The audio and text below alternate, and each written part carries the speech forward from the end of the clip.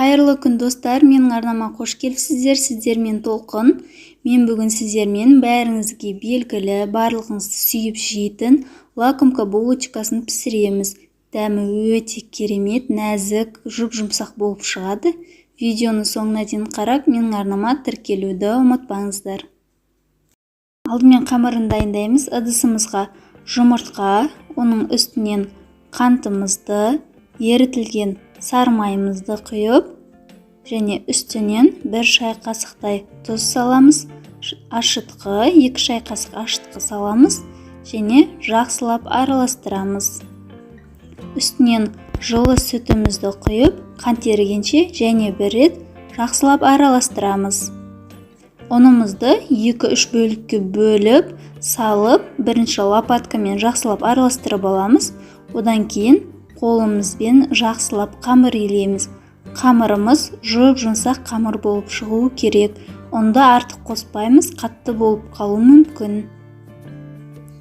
Бетін жауып, жылы жерге ашығанша қоямыз. Қамырымыз ашығаннан кейін жақсылап илеп аламыз. Одан кейін 2 бөлікке бөлеміз. Әр бөлігін 6 бөлікке бөлеміз. Яғни жалпы саны 12 бөлікке кішкентайдан бөліп шығып дөңгелетіп қоямыз.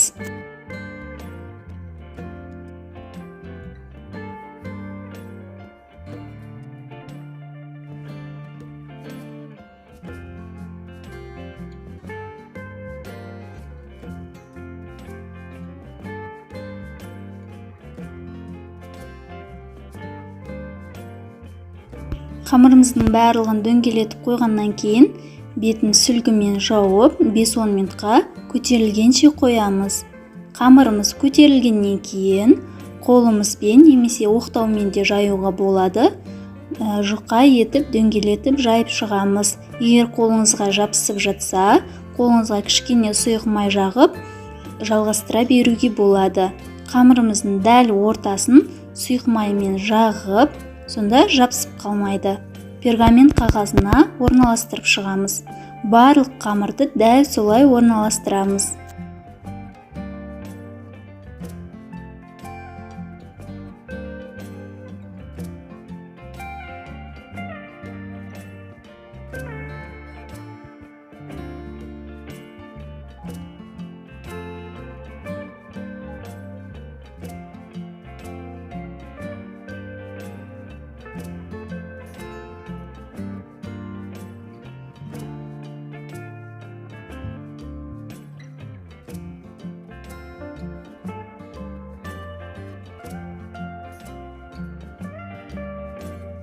Қамырымыздың барлығын жайып болғаннан кейін бетін жауып көтерілгенше 10-15 минутқа қойып қоямыз. Қамырымыз көтеріліп, томпиып шыққаннан кейін бетіне бір жұмыртқаның сарысын барлық жеріне тиетіндей жағып, қызып тұрған пеште 180 градуста толық қызарып піскенше пісіріп аламыз.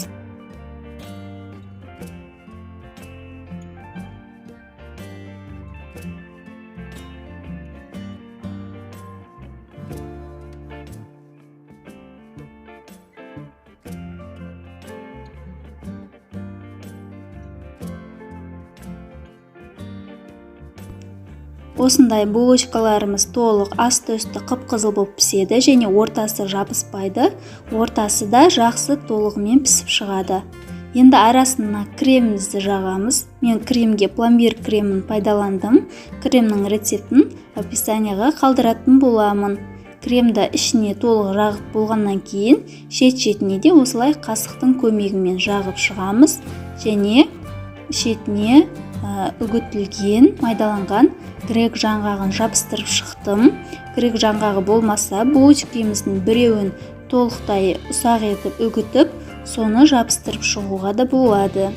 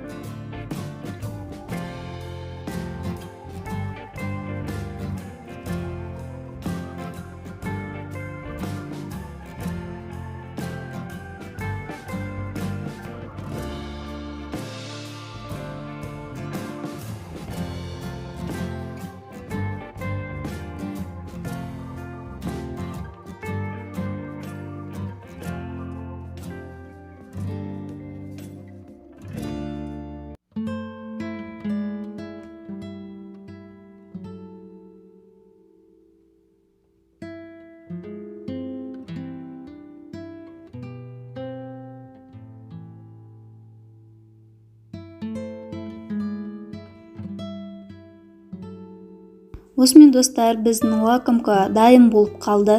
Дәмі өте керемет, жұп-жұмсақ болып шығады. Менің рецептім бойынша сіздер де жасап көріңіздер.